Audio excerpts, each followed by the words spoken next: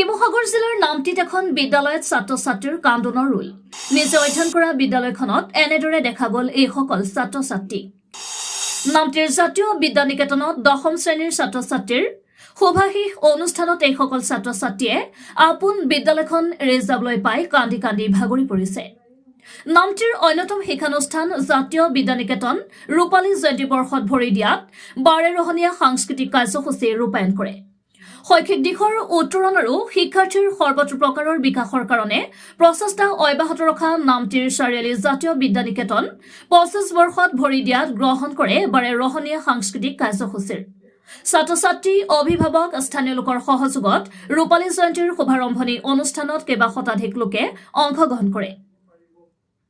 গৌৰীসাগৰৰ পৰা বিশেষ প্ৰতিবেদন ইডিট লাইভ এই দেশখনৰ এজন ভাল নাগৰিক হৈ এই বিদ্যালয়খনৰ মান ৰাখিবলৈ সদায় চেষ্টা কৰিম নিজৰ মা দেউতাৰ লগতে সমাজখনৰ সুনাম কৰিবলৈ সদায় চেষ্টা কৰিম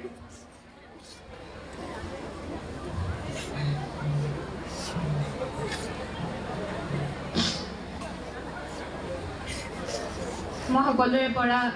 আশীৰ্বাদ বিচাৰিছোঁ আৰু সকলোকে ধন্যবাদ জনাইছোঁ পুনৰ মোৰ বক্তব্যৰ সামৰণি মাৰিছোঁ